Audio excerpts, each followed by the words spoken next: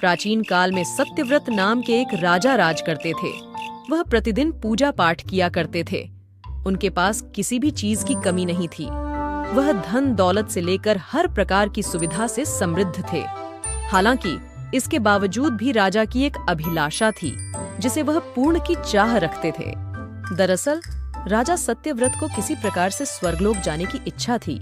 वह अपने जीवन में कम से कम एक बार स्वर्गलोक के सौंदर्य को देखना चाहते थे, लेकिन उन्हें इसका मार्ग नहीं पता था। इधर दूसरी तरफ आर्षि विश्वामित्र अपनी तपस्या के लिए घर से बाहर निकले। चलते चलते वह अपनी कुटिया से काफी आगे चले गए थे। काफी समय बीत गया लेकिन वह नहीं लौटे। इस कारण उनका परिवार भूख और प्यास से तड़प रहा था। राजा सत्यव्रत को जब यह पता चला तो उन्होंने आर्षि विश्वामित्र के परिवार के पालन पोषण की जिम्मेदारी ले ली। कुछ समय बाद जब मुनिवर लौटे तो वे अपने परिवार को कुशल देख काफी प्रसन्न हुए। उन्होंने पूछा कि उनकी अनुपस्थिति में किसने उनकी देखभाल की। इस पर आर्षि के परिवार वालों ने बताया कि राजा ने उनके पालन पोषण की जिम्मेदारी उठाई थी। यह सुनकर आर्षि विश्वामित्र तुरंत राजमहल पहुंचे और राजा से मुलाकात की। वहां पहुंचकर उन्होंने सबसे पहले महाराज को धन्यवाद कहा।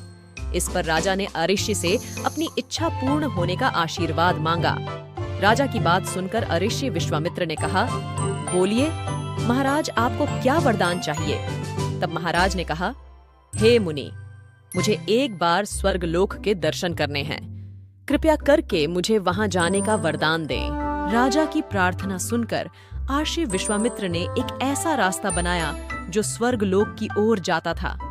यह देख राजा सत्यव्रत बहुत खुश हुए। वह तुरंत उस रास्ते पर चल पड़े और स्वर्गलोक पहुंच गए।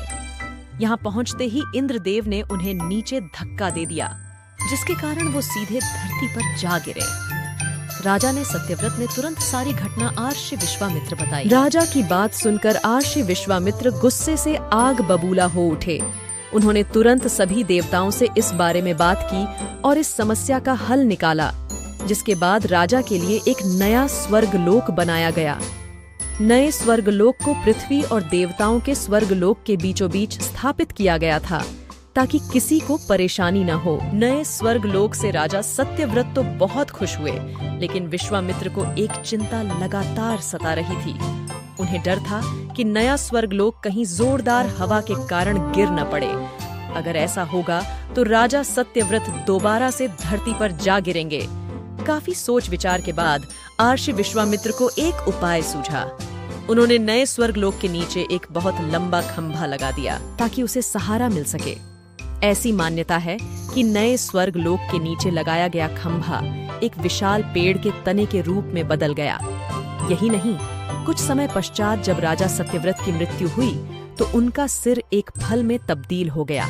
सभी से इस खंभे को नारियल का पेड़ कहा जाने लगा, जबकि राजा का सिर नारियल के रूप में जाना गया। यही कारण है कि नारियल का पेड़ इतना लंबा होता है।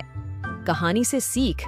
इस कहानी से हमें यह सीख मिलती है कि अगर सच्चे मन से किसी की मदद करें तो हमारी हर ख्वाहिश पूरी हो सकती है।